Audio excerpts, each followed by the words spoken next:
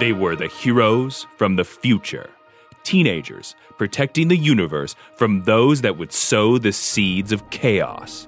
Each had unique powers and abilities, and though they often had their differences, they came together to save the day as the Legion of Superheroes. Now, you can be a part of their adventures and learn the history of the future in the Legion Clubhouse. Hi, I'm Steven Schleicher. And I'm Matthew Peterson. And you're listening to The Legion Clubhouse, a show about the Legion of Superheroes from DC Comics.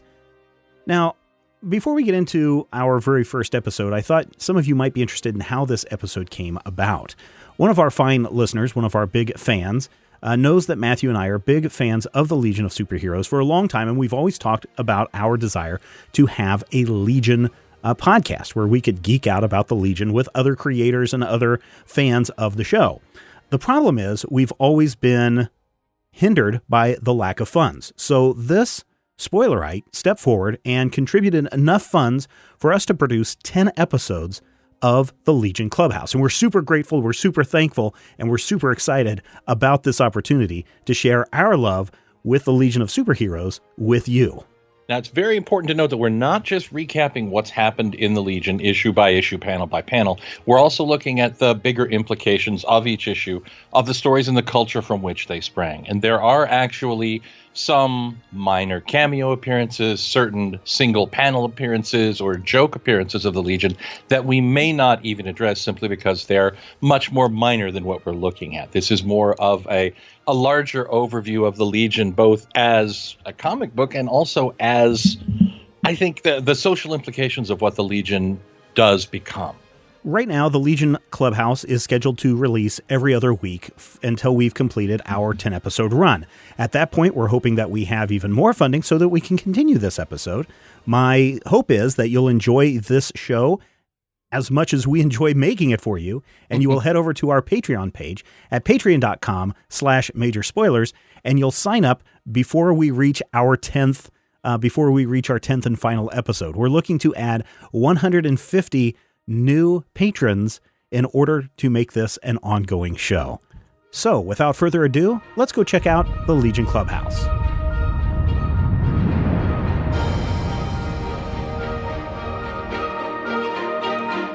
Adventure Comics, number 247, The Legion of Superheroes, published April 1958, written by Otto Binder, with art by Al Plastino. Superboy is shocked when a trio of strangers seem to know all his secrets. Matthew, I have a question. Yes, sir. Why are teenagers from the future so darn mean? Teenagers from any era are mean, but I think it's also important to note that in the late 1950s and the early 1960s, when these stories were being written, the expectation was that they were aimed at children. Children from maybe the 5 to 10-year-old range. Mm-hmm. And I think that you see this a lot where stories aimed at those kids are stories about children or teenagers slightly older.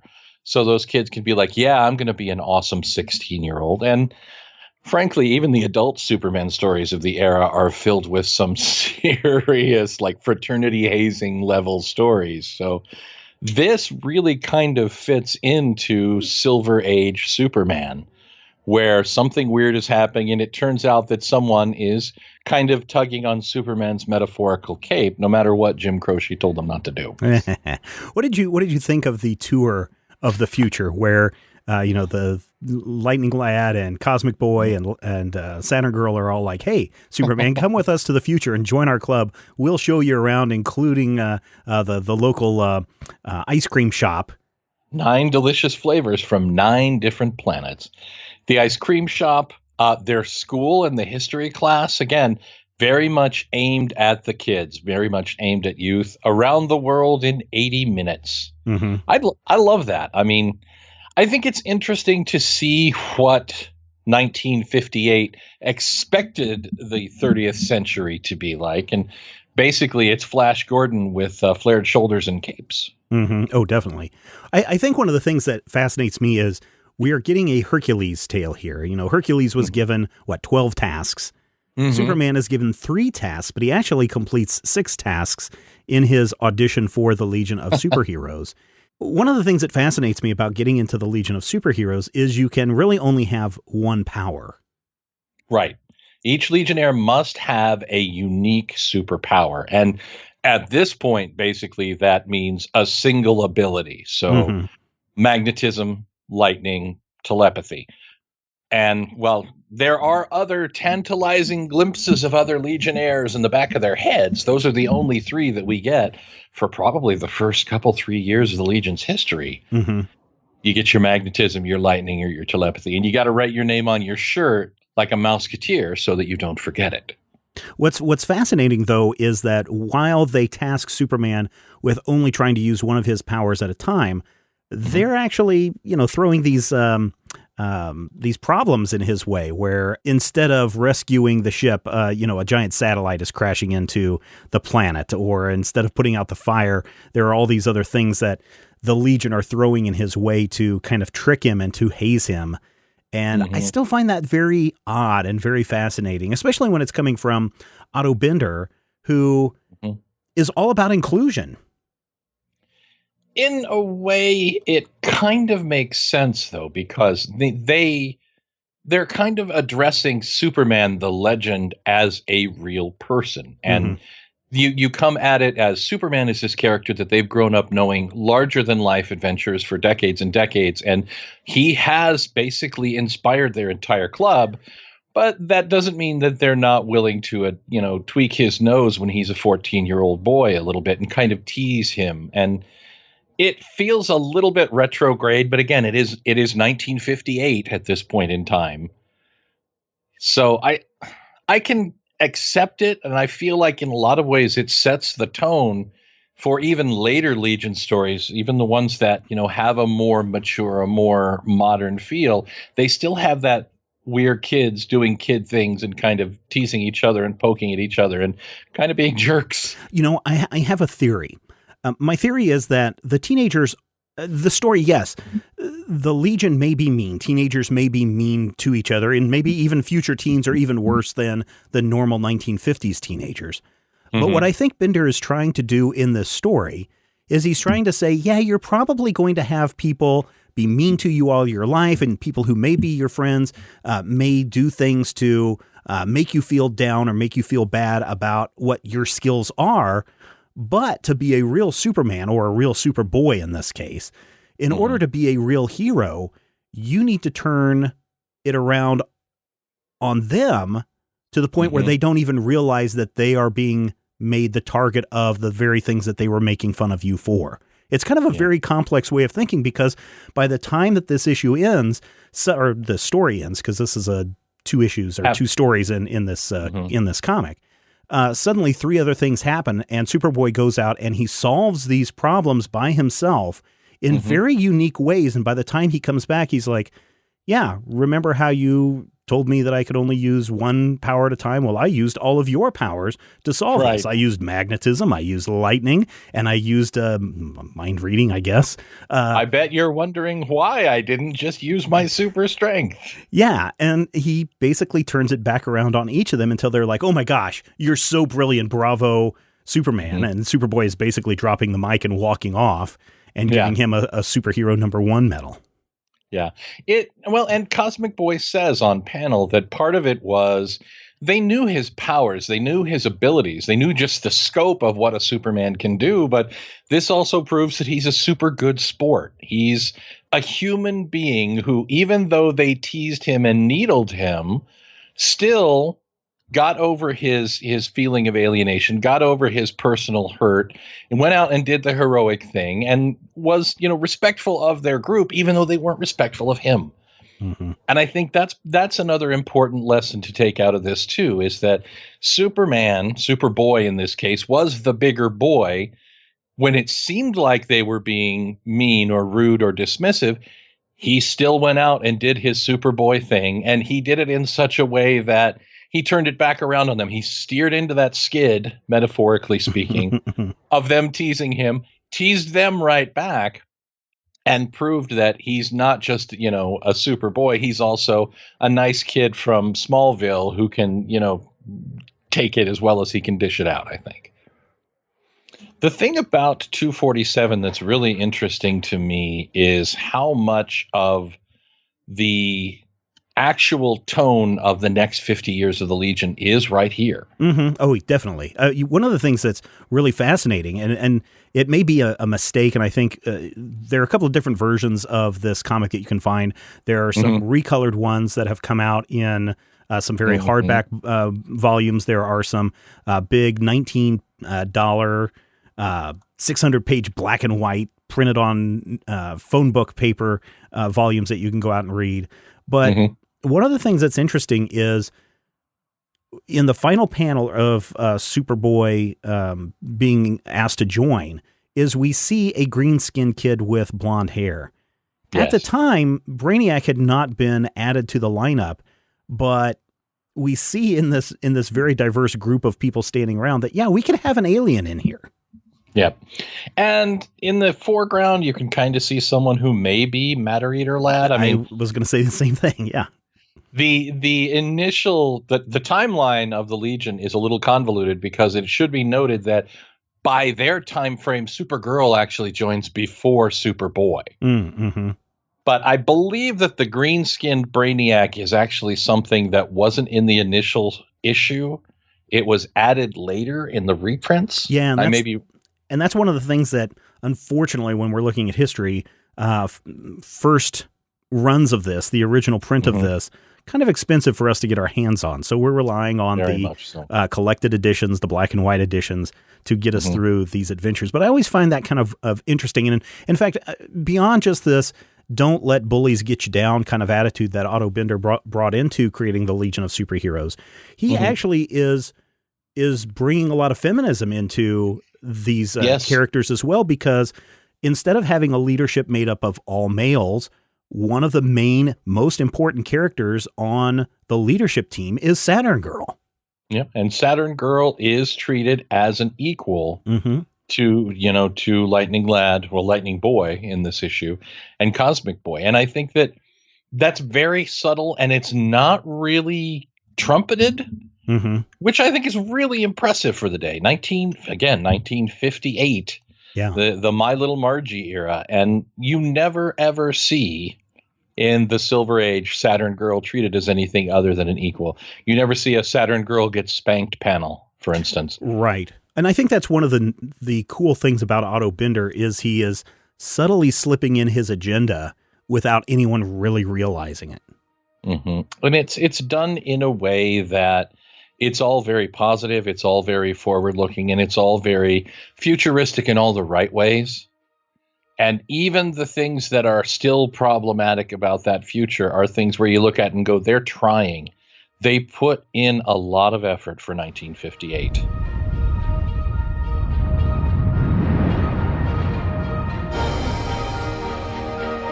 Otto Bender's name was dropped several times in the first issue discussion, and many of you may not know who Otto Bender is. Fortunately, Bill Shelley is an author who's been immersed in the world of science fiction and comics since the mid-1960s. He made his first contributions to pop culture through his comics fanzine Sense of Wonder, and since then, he has been chronicling the history of comics fandom and some of the greatest comic book creators in books and novels and articles that are out there for everyone. One of his most recent works is Otto Bender, the life and work of a comic book and science fiction visionary.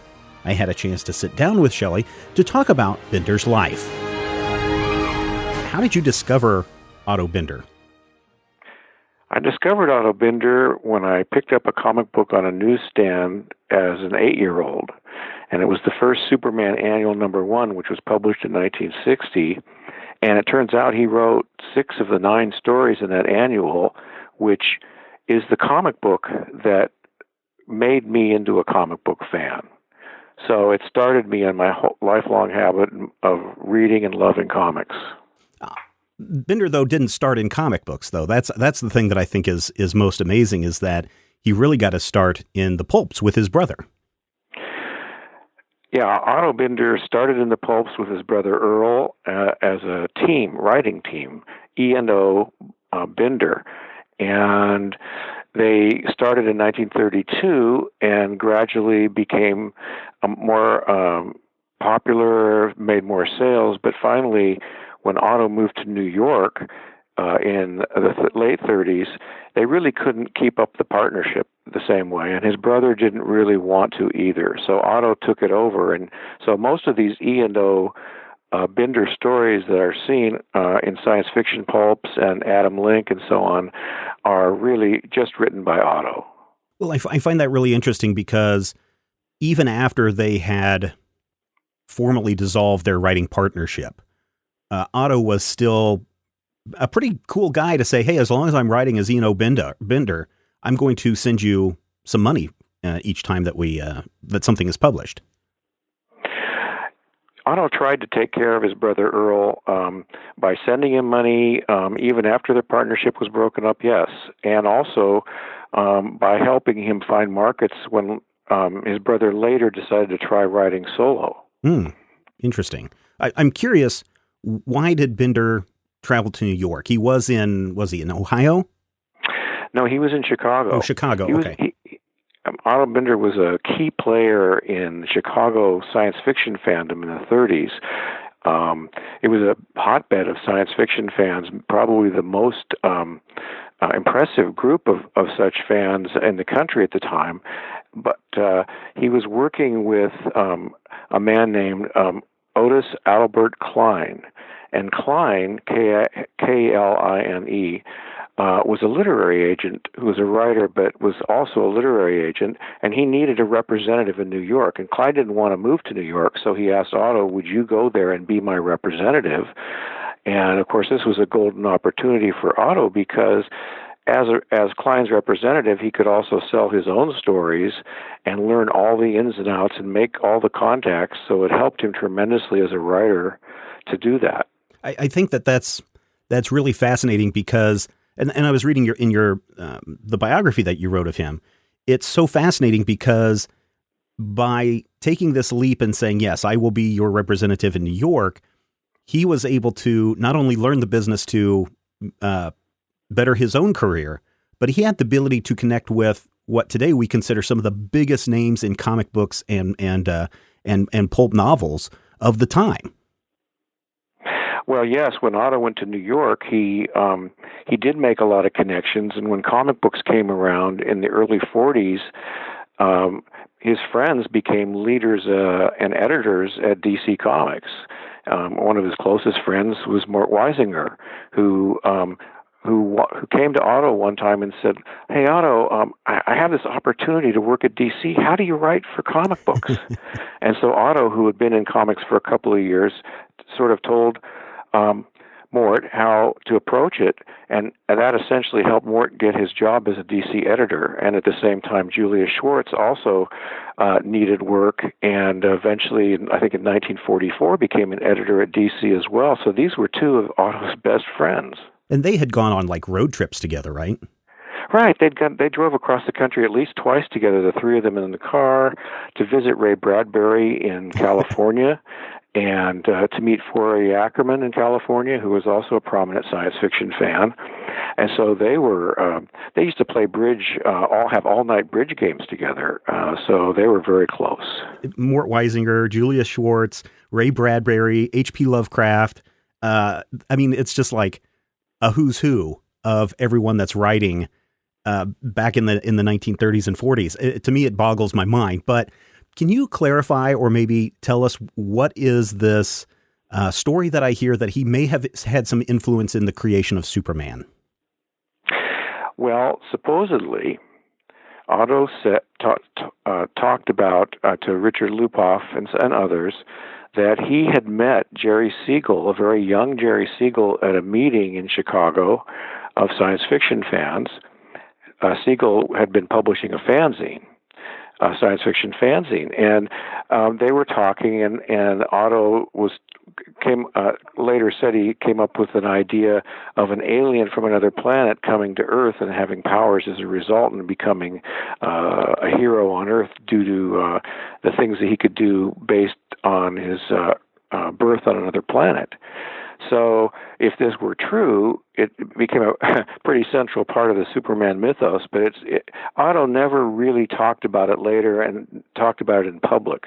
So it's hard to know for sure if that element did come, but it's an intriguing story, isn't it? I think it's fascinating, not only because you can start, if you had one of those conspiracy theory minds, you could put Otto Binder in the middle and start drawing these strings out to all of these people in the pulp novels and comic books, and he would be like at the center of it all. It just seems kind of crazy from that point.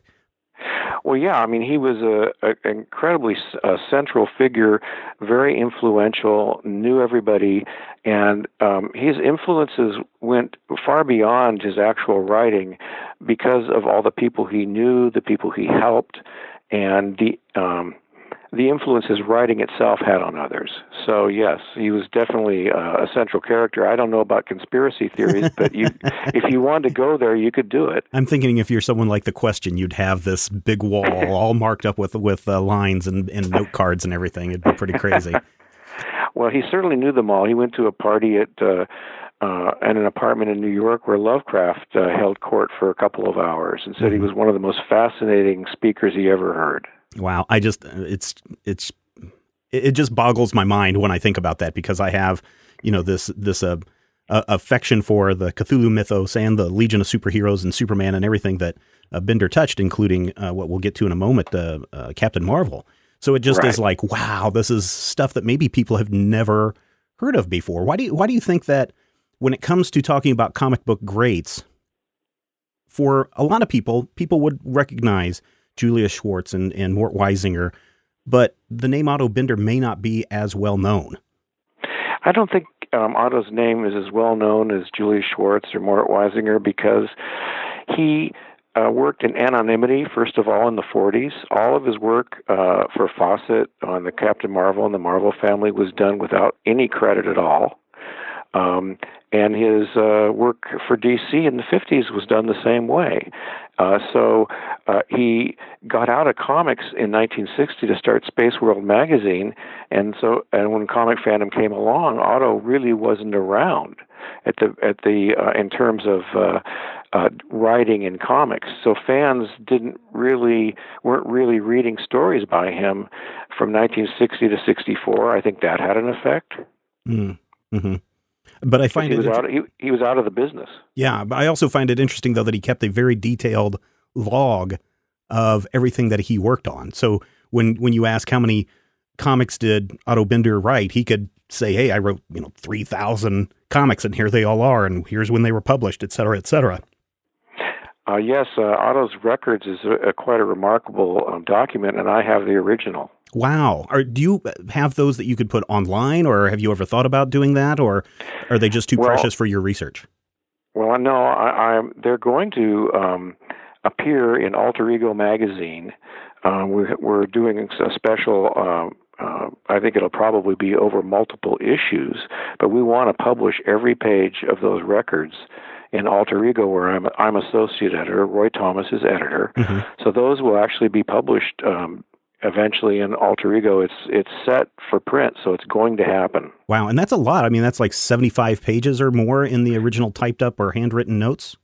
70. Wow, that's so many. What is the final tally of comics that he has remembered that he wrote?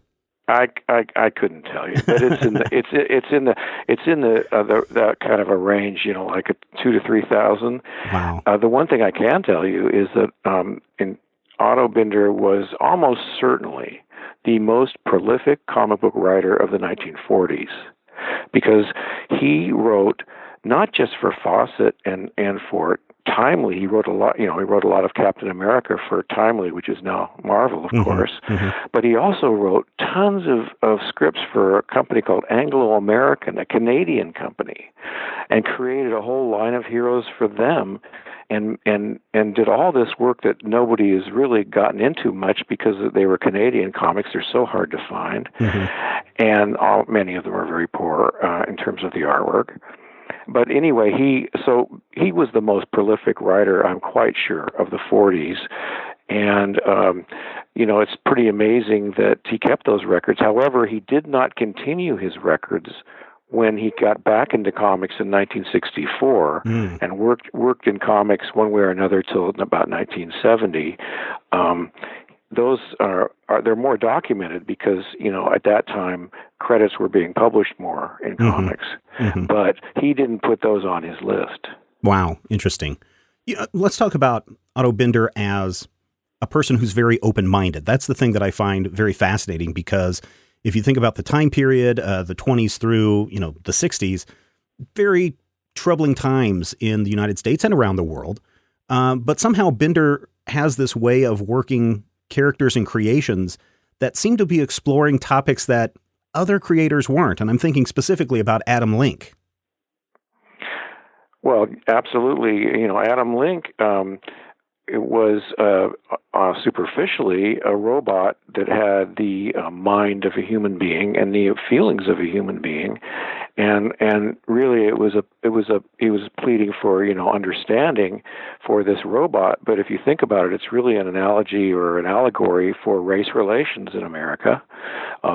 That's one example. He did other stories that were had subtexts about how we should respect people who are different, which was a subliminal thing about perhaps gay people. Of course, when it comes to the Legion of Superheroes, then it becomes into a full-blown message of equality and egalitarianism.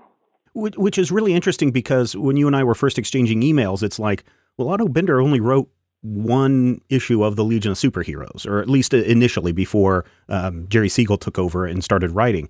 But still, in that first issue, you can see that there is representation, inclusion, acceptance for different aliens, different abilities, different traits. And I find something really inspiring about that. Well, I think that goes to the reason why the Legion of Superheroes is such an enduring, beloved series, because of that message of equality and inclusion. If you think about it, the Justice League had a Wonder Woman, and it sometimes has had other women in it in the fairly early days, but it was mostly just Wonder Woman. And in the original stories in the Justice Society, she was also the secretary. Well, in the Legion of Superheroes, you don't have one big dominant hero. Everybody's more or less equal. You might have a chairman, but you have Saturn Girl, who is every bit an equal with Lightning Lad and Cosmic Boy in that first story. He did name the team. That's pretty important, and that name includes a hyphen, and that hyphen is still part of the title. No one's ever fiddled with that. It's superheroes with a hyphen, and he named the Legion of Superheroes.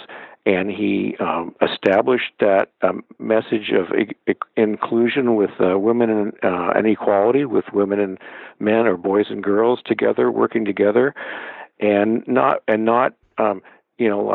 teasing each other or flirting with each other, but being very businesslike together. Really, I mean, they had fun, but it was not about boys and girls like Archie or something. It was about serious people working together. And that is nowadays, teamwork and inclusion is one of the major themes of our society. Yeah, totally. And that's why I think the Legion of Superheroes, as you said, is able to endure for so long. But before he got to DC, he was working over at Fawcett and probably wrote the most comics to ever feature Captain Marvel, and probably is the force behind. He didn't create Captain Marvel, obviously, but he wrote most of the stories, introduced Captain Marvel Jr., introduced Mary Marvel, introduced, what's his name? Tiger. Tawny. Yeah. So he really had a lot of influence in, at the time, the most popular superhero in America, or maybe even the world. Well, Otto Binder's role on Captain Marvel is just astonishing, because if you think about all the people who tried to imitate Superman, all the companies that tried to do a Superman imitator, Captain Marvel was the only one that started as a Superman imitator, but ended up becoming unique unto himself and outsold Superman. And that those sales had to do with Otto Binder's talent, because he is documented as writing over half of all the Marvel family stories, not just Captain Marvel, but as you said, Captain Marvel Jr., Mary Marvel, and everything else. So when someone writes half of one of the best-selling, most beloved series in the history of comics, that's a pretty big achievement. Right. And so, unfortunately, there was a lawsuit between DC and Fawcett, or National Comics at the time, and Fawcett over likeness rights and whether Captain Marvel was lifted from that. And I think we can all agree that the lawsuit was mainly because Captain Marvel was outselling Superman. When this all fell out, what was Binder's reaction to this? Was this a big blow to him to be writing, at the top of the mountain, writing Captain Marvel, and then suddenly it's all yanked out from underneath him? Well, when Otto Binder could no longer write Captain Marvel because it had been sued out of existence, he said later it just took the sunshine out of his life, because there was so much light in Captain Marvel and so much joy. And even though the comics in the early 50s weren't selling as well, the superhero comics weren't selling as well as they were still the same spirit, and the quality was very good. Clarence Beck was still drawing them and so on. So it was a major blow for Otto. But I feel, as his biographer and having written a book about him, that it actually was a blessing, because when he went to DC and began writing Superman, it kind of recharged his batteries. It gave him something different to write about, and suddenly he could pull from other areas of his imagination that weren't appropriate for Captain Marvel. So it kept him fresh, it kept him sharp, whereas I think he would have creatively had a hard time staying with the Marvel family all through the 50s, coming up with new ideas. Was he the highest paid writer in comics? I think so, but it would have to do with his volume. He was certainly got the top rate. What he said was he was a prisoner of the golden rut, that he was stuck in a rut of making tons of money. And he said it's a good rut. It's a good rut to be in. You don't get a lot of recognition. You don't get a lot of respect, but you make a lot of trips to the bank. Yeah. But he did have people who knew who he was, even though he may not be credited in some Captain Marvel stuff, or he may not only been known as Ian Bender, but people did track him down. Am I not mistaken? Did people not track him down to his house and say, hey, you're Ian Bender, you're the guy writing Captain Marvel, you're the guy writing Superman?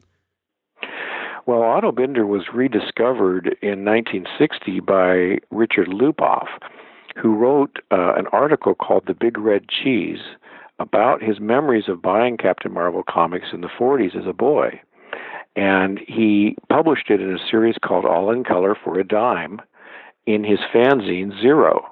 And Zero #1, where it appeared, came out in 1960. And he took a copy of it up to Space World, where Otto was the editor and owner, and left it with the receptionist for Otto to see. And he received a long letter from Otto, and they got together, and as it turned out, Otto Binder did get involved in the early days of comic fandom, helping Richard Lupoff on Zero, helping Jerry Bales on Alter Ego, and helping Roy Thomas on Alter Ego when Roy took it over from Jerry. So Otto went to the earliest conventions. So he was a big supporter of it, but he said at the time, I never dreamed that there would be comic book fans. Science fiction fans, yes, but comic book fans? It took him totally by surprise. It's interesting that you said science fiction fans, because that's the other thing that I find really fascinating about Binder, and maybe one of the things that helped push him more towards this idea of the Legion of Superheroes is that he put science into his fiction. He was more interested in trying to put in scientific fact to help people learn than maybe just making it up and fooling the reader. Well, Otto Binder as a writer was not only in science fiction, but he was a science fact writer. He made, in the late 50s and early 60s, he made a lot of his money writing science fact golden books that children read. There was millions and millions of copies were printed of these things, like Our Neighbor, the Moon. And Our Neighbor the Moon must have sold 3 or 4 million copies of Baby Boomers. I probably read an old copy of that.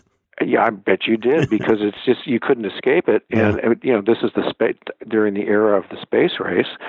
But his most salient characteristics as a writer, you would find, would be, in addition to these themes of inclusion and the importance of female characters like Supergirl and Mary Marvel.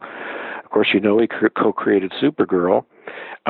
Was that he would include science gimmicks in his stories and science fiction in his stories, and that's you see that in everything he wrote. He had a lot of stories of time travel, which is a science fiction idea, of future worlds, of what the future will be like, and brought in other science fiction elements into his plots and stories.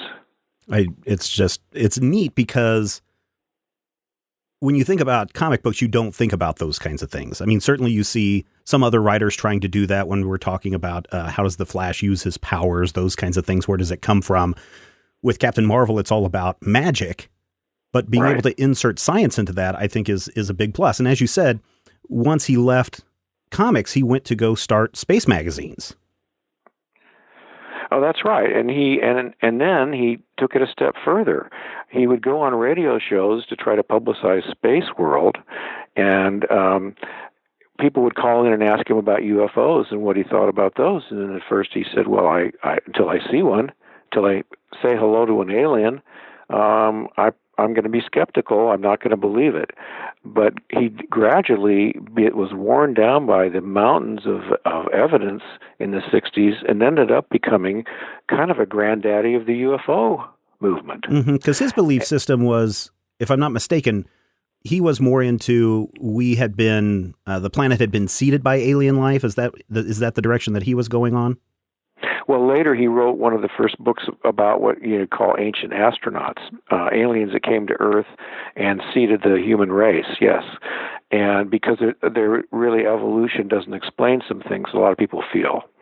And but initially it was he was just interested in UFOs. He got the idea of the ancient astronauts from a science writer and scientist named Max Flint, who sent it into him in an essay called Tiptoeing Past Darwin when he was at Space World.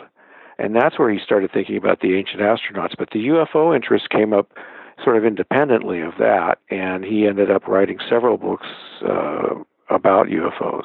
I find it interesting that initially he would be hesitant about it, since a lot of his stuff is about robots and outer space and, teenagers from the future. Right.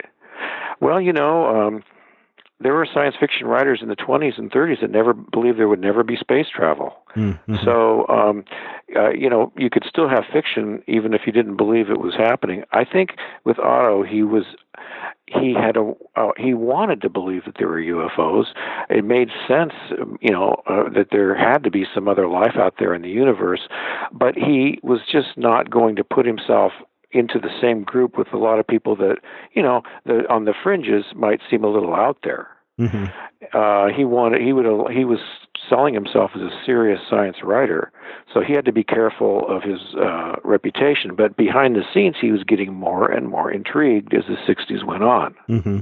You had mentioned that people kept calling him because he would be invited on these radio circuits or television circuits to talk about science. Was he the Neil deGrasse Tyson of his day? Well, not as much as Arthur C. Clarke became later when 2001 came out, and then we had the moonwalk. Then you had Arthur C. Clarke and Robert E. Heinlein. Binder was more in the early 60s during the initial space race, and he was more often on local television programs in the New York area. Okay. All right. Let's go back to his transition from Fawcett to DC. Was that a difficult time for him? Because he's moving to somebody that basically sued him out of a job. Well, moving from Fawcett to DC had its awkward moments for Binder. There's no question about it. He said he felt quite bitter about what National had done to getting rid of Captain Marvel as their competitor. But at the same time, two of his closest friends were editors there and offering him work. And, he was a businessman. He was able to, put it aside. And, but later, when fandom came around in the 60s and he talked about his bitter feelings, his editors at DC said, don't talk about that stuff anymore. You're working with us now. You shouldn't be talking about those things. But initially there was no problems from the higher ups when they found out that that the Captain Marvel writer was now writing for them. Nobody was like, hey, how dare we do this? No, not at all. In fact, they were thrilled to have him because he had been so successful. Now, he actually, Otto Binder wrote many stories for DC in the late 40s, but only for backup strips like Robot Man and things like that. And he was perfectly happy to do that. But of course, he didn't work on Superman. And so the editors more or less kept it kind of under wraps. I don't think the management really realized. But when he came to DC in 1953 and began writing, for the science fiction comics and then later for Superman, I think the management was just happy to have someone who was as skilled as he was. Mm-hmm. He didn't have a perfect life. I mean, we've been talking about all these accomplishments and all these accolades that people have thrown at him over the years, but he didn't have a super happy life, especially in the latter half. Well, Otto Binder was many years of great success as a writer, but in the latter part of his life, tragedy kind of overcame his life. For one thing, and even before that, I should add that he became a heavy drinker, and in the late 50s and early 60s, with the pressure of Space World and getting along with Mort Weisinger, who ended up becoming quite difficult to get along with, he developed a drinking problem, and that, of course, didn't help anything. But then, later in the 60s, he had one daughter, Mary, named after Mary Marvel, and she was a beautiful girl, and she was killed by a driver. A car. She was hit by a car and instantly killed when she was 15. And in 1967. And this, when your only child is killed, this would shatter anybody, and it shattered him. And he never could recover from that because you look forward in life to be optimistic. One of the things that helps people maintain their optimism as they get older is they look at their children and they have great hopes for their children. Well, that dream was over for him, and of course his drinking increased. So from 1967 until his passing in 1974, he was just struggling to make a living. And writing, the joy of writing kind of went away. He lost his zest for writing at that point. Do you think if the alcoholism and depression had not taken him, do you think he would look back and say, especially at fandom today, because as you said, fandom was just getting started. Do you think he'd look back at the legacy of characters that he wrote and created and see kind of the happiness and joy that it's brought to people? Oh, I think he did. Even in his darkest hour, he knew that because, he could make a figurative quilt out of all the fan letters he got and wrap himself in it. People loved him, and they expressed their love to him in a lot of letters, visits, interviews. So he knew how beloved his characters were. He was very proud of what he had done, and people let him know that. So I think that is something to keep in mind, is that he did not feel forgotten or neglected at all. If he removed himself from the scene, it was because he just couldn't handle working and living close to New York City, so he moved into upstate New York with his wife to a little house out in the middle of nowhere. What do you think is his greatest legacy? Is it pulp? Is it comic books? Is it Captain Marvel? Is it his space magazine? Is it his book writing? What is his biggest legacy, do you think? Well, I think that his work on the Superman mythos would be have to be considered Otto Binder's greatest legacy.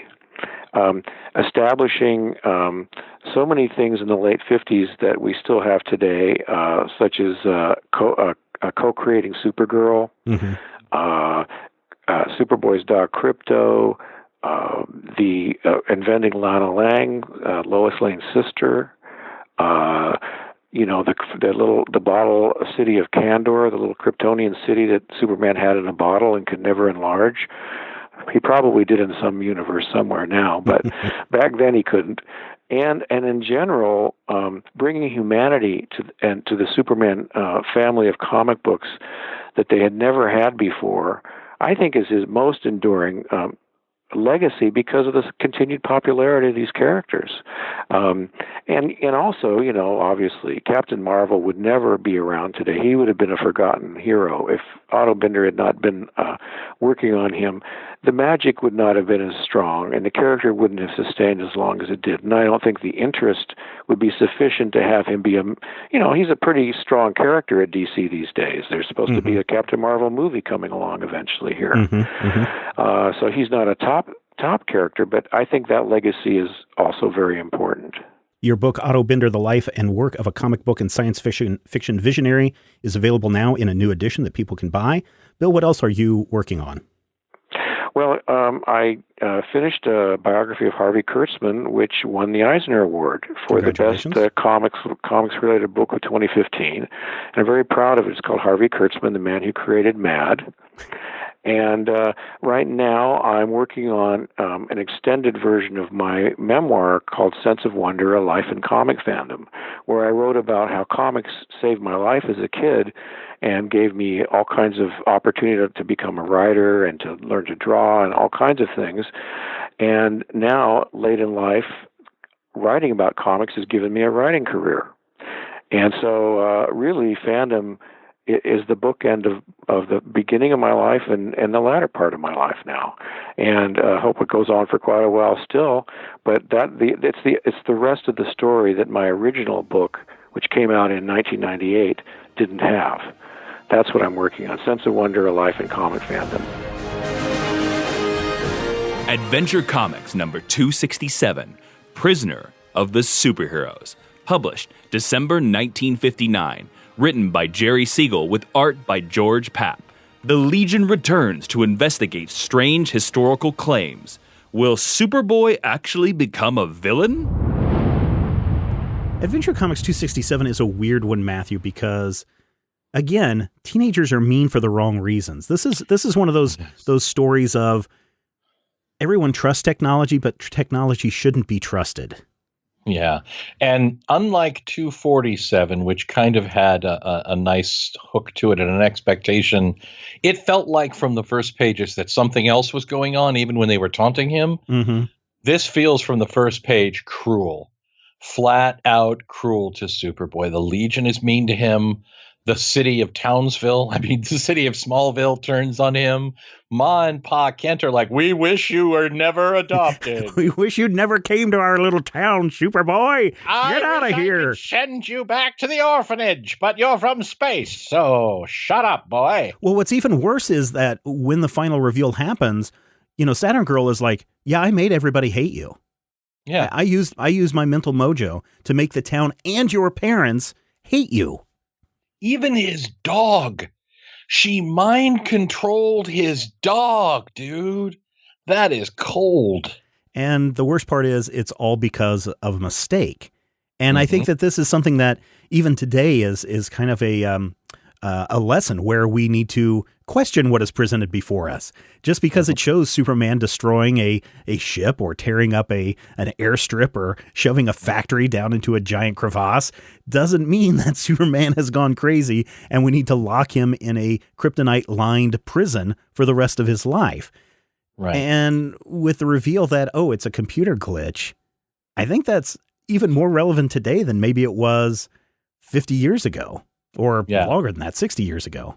60, yeah. This is from 1959. December of 59 is, I believe, the cover date, which means it may have been out in late fall. Things are weird in 59. I believe it's 3 to 4 months ahead of time at that point. Right, because you have something called a shelf life, where if the cover date says December of 59, that's when it comes off the shelves. So it could be up for 3 months ahead of that time so that it has some time to buy it. But to be honest, I can't imagine that Adventure Comics would be on the shelf for that long anyway, because I just imagine kids snatching these up and running away with them very quickly. Well, and Superman and Superboy stories sold very well. And of course, it's been in real time, it would have been 18 months since we last saw the Legion. Mm-hmm. And apparently the response to that issue was pretty impressive. Yeah, it was. It was a huge thing for the Legion in this one shot to suddenly catch everyone's attention like that. Mm-hmm. Yeah. And this issue really kind of, in some ways, if you look at just the way it's plotted, it does try and duplicate the tricks of 247. Mm-hmm. Kids show up from the future, something weird is going on, but it kind of turns it around at the end. It does something different with that revelation, but then, of course, it creates an entire planet of superhumans called Superboy Planet. Okay, so, man, I have a lot of questions about Superboy City. About Superboy Planet, Superboy City.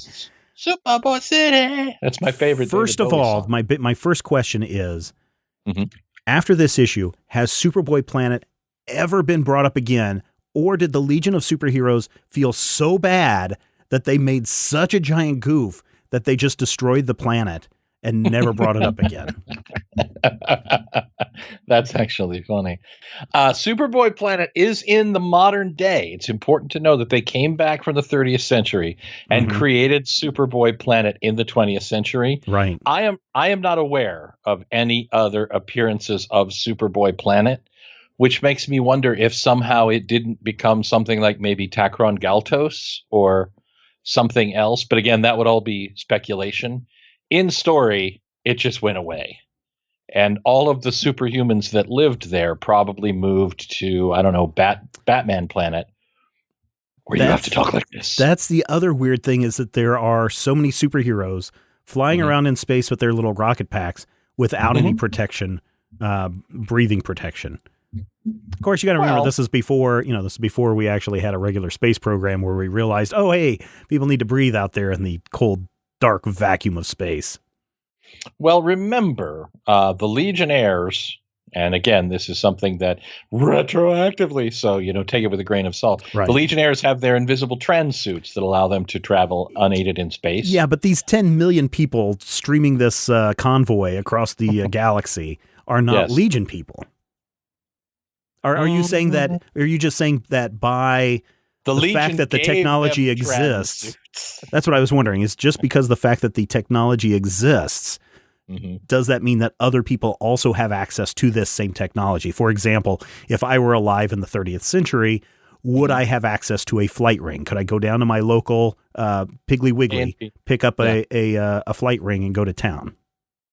I don't know, but I do know that at the end of the story, the second to last panel of the story, we see Jonathan and Martha Kent brought to Superboy Planet wearing full space suits and bubbles, which implies that they understand that you got to have a spacesuit and bubble, but maybe if you're a superhuman, the presumption is that you don't. If all of these superhumans are maybe Kryptonian or quasi-Kryptonian, because remember, the writer of this story may have had some input into what a Kryptonian is and isn't.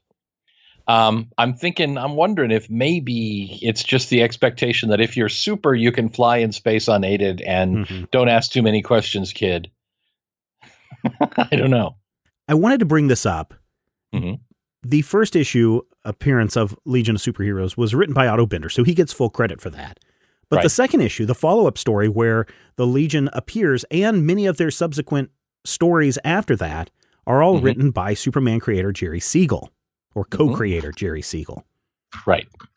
Do you find, I mean, we only have one Binder story to go from, but do you find a weird dynamic shift when Siegel takes over or not? Yes and no. I've always felt that when it comes to a Siegel story about Superman, he has a clear expectation that can be stated, I think, as my guy is the best guy. And it's professional work, done work for hire, but it does kind of feel like this is my baby. This is the character that I created, and this is the one that is going to come out on top. And he's the best, and he'll always be the best. And I feel like there is a tonal shift in this issue, and part of it we talked about in that the Legion in 247 felt mischievous, but mostly kind of poke. This Legion feels flat out, confrontational and maybe even a little bit rude. I mean, if you look at the snarl on Kaz's face. Yeah, like, we don't need, out of my way, Superboy. I'll handle this. We don't need your stinking. I want to correct myself. Otto Binder did write some more Legion adventures in the future, but this is really kind of a weird shift for me because the Legionnaires are so mean. Now, granted, they're coming at it from the standpoint of Superboy is evil, and 5 years from now, he's going to do something so horrific that it will be devastating. So we're going to be mean to him and trick him into outer space where we can lock him up. I don't know. It just feels like a very different story.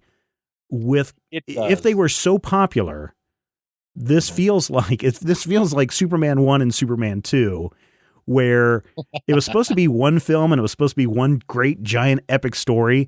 But because of studio involvement and people dragging their feet, we kicked the director off the first movie and we did a bunch of reshoots and edited highly the second movie to where it's not as good as the first. That's kind of what this one feels like. 247 ended with Superman going, "Hey guys, your cool super future team is awesome." And they're going, "Yeah, and you're pretty awesome too." And everybody pats each other on the back. This ends with Superboy proving them wrong and them all saying, "Yay, 3 cheers for Superboy. He's the best." So part of it is the fact that they are set up as so clearly, if not villainous, confrontational at the beginning. Yeah. But this is a weird one. This is one of several real cases of early installment weirdness among the Legionnaires. Well, and I was going to say, maybe it's because they're just trying to find the even keel, right? They're trying to find what works best. Yeah, and that is definitely part of it. I mean, if you look at the second appearance or the second issue or the second episode of anything, you'll probably find 5 or 10 different things that get rejected or changed or, thrown aside. This does make an important change of making Saturn Girl a blonde, where she was more strawberry blonde in that first appearance. It does away with Kaz's bubble helmet, which makes me sad. And it does put Lightning Lad in his traditional Silver Age suit with the brown pants. Well, I was going to say that because we do get a more traditional costume change here where their names are no longer stitched across the front of their jackets. Saturn Girl moves to the more red dress that we were familiar with of the Silver Age, as opposed to the one that she was wearing in her first appearance. And yes, Lightning Lad does get the lightning bolt thing. That's going to be really important going forward for these characters. So, and this is the issue where he gets the name changed from Lightning Boy to Lightning Lad, which is much more mellifluous anyway. Lightning Lad sings. Lightning Boy just feels kind of, clunky and awkward. So what is it about alliteration that makes things like Lightning Lad and Lightning Lass work better than a Lightning Boy? Of course, we're talking Superman, so the double L's is a big deal with Lana Lang, Lex Luthor, Lois Lane, and so on and so forth. Laurie Lamaris, yeah. I think alliteration is, well, for one thing, it's extremely charismatic in terms of memory. Lightning Lad feels like it makes sense. Lightning Lad feels graceful. Lightning Boy does not, or Lightning Girl or Lightning Person all feel like you're getting out of it. But when you really feel the flow of a free form floating field of fish, you get into that alliteration, and it's a very useful trick. I mean, if you read a lot of poetry, if you read a lot of slam poetry or even hip hop, you get alliteration because alliteration kind of builds you that, the Lin-Manuel Miranda thing, that it's a really fun tool to work with. And it's more fun to say the Lightning Lad. Lightning Lad lives in the land, whereas Lightning Boy bites and blows. One other thing that I think we should point out about Jerry Siegel's ego and how he wants to inject himself into comics is in order for Superboy to get out of his kryptonite-lined jail, there has to be a giant earthquake on Superboy planet, turning all of the kryptonite into blue Sigelian Siegelian. Siegelian, Sigellian, Siegel, or Which is Siegel. as deadly to the Legion as kryptonite is to Superboy. Is that Siegel injecting himself? Because we see Siegel, Oh yeah, as a character or as a reference, Superboy's grandfather, I believe, in the canonical story of Superman. But do you think this is Jerry Siegel just saying, "Hey, I'm going to put my name in here and see how many people catch it"? Yeah, I think that's exactly what it is, and that's kind of the charm of a Siegel story is you can find those little, twists and tucks, and that's part of the reason why Superman caught on in the first place back in the Golden Age. So, I like that, but at the same time, part of me is just like, is it too much? No, it's not. But I can see why someone might think it is. Yeah. Ego is definitely the right word for it, but it's a clever, fun kind of approachable ego that I enjoy. This issue also brings us the first work of a very important Legion and Superman creator as well on the cover, even though the interiors, I believe, are George Papp. The cover is the first Legion work of Kurt Swan. Oh, really? I did not know that. Now, many people who have listened to our Major Spoilers podcast and others know that Kurt Swan is one of Matthew's favorites when it comes to a classic Superman look. And I did not know that this was his first cover work. This is his first Legion cover. That's still really cool. Yeah, Kurt actually, I believe, dates back to the late 1940s, but he is someone who really defines Superman for me in the 60s and 70s. And a lot of Silver Age Legion tales are also either inked by or partially drawn by Swan. I want to say that the Stalag of Space, which we hope to get to. So, if you're wanting to hear that story, you know what you can do, faithful spoilers. That's right. The Stalag of Space is a Kurt Swan joint. Cool. And it's beautiful. It is beautiful. And I noticed that he gives everyone rosy cheeks on the cover. Or is that the colorist Steve K doing that?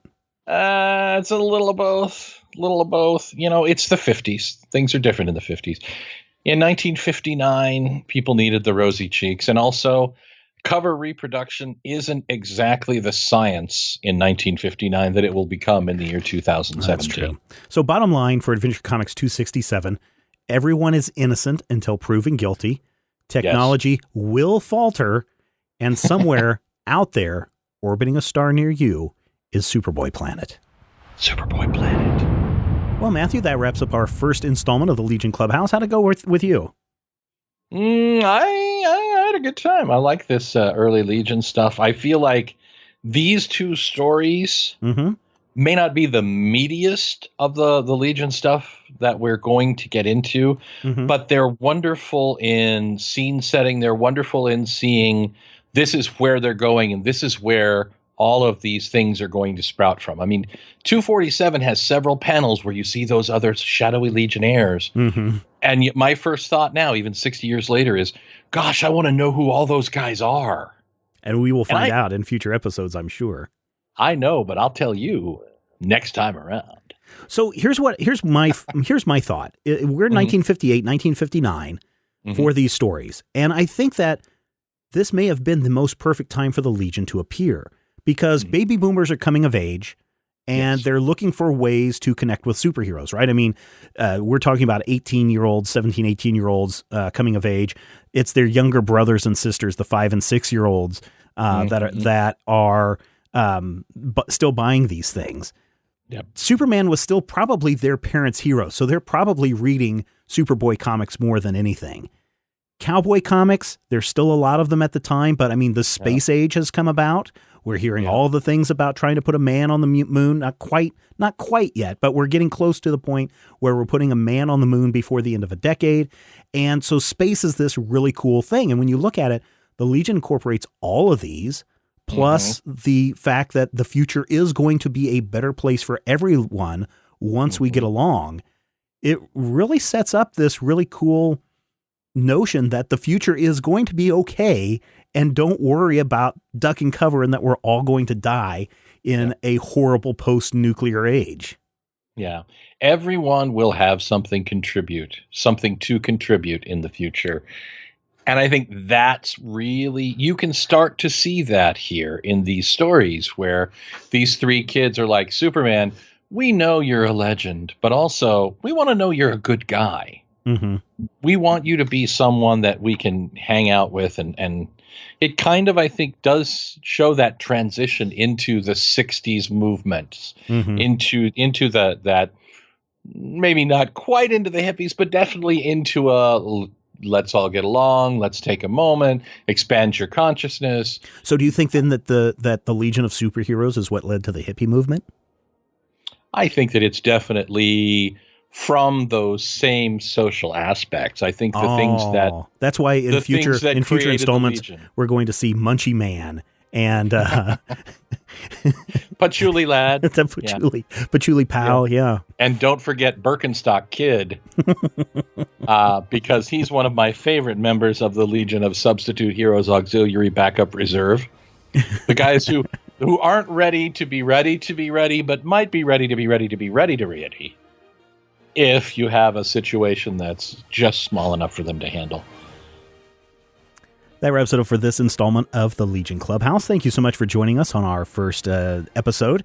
We want to continue this show, and we can do it with your support. If you enjoyed this discussion, if you enjoyed our interviews, you want to hear more, and you want to hear this content continue far into the future, maybe we can finish by the time the Legion first appeared. Head over to patreon.com/major spoilers and sign up today. We're looking for 150 new subscribers to keep this show going. We're getting closer. Make it happen. Yeah. You can do it. So until next time, I'm Mince Pie Eater Lad. And I'm Case of Scotch Kid. Take care. The Legion Clubhouse is a production of Major Spoilers Entertainment, LLC, and is produced by Steven Schleicher. Your hosts were Matthew Peterson and Steven Schleicher. You can follow Matthew at Mighty King Cobra and Steven at Major Spoilers. You can follow this podcast on Twitter at Legion Clubhouse. If you have questions or comments, send them to podcast@majorspoilers.com. I'm Jason Inman. Until next time, eat it, Grandpa. This podcast is copyright 2017 by Major Spoilers Entertainment, LLC.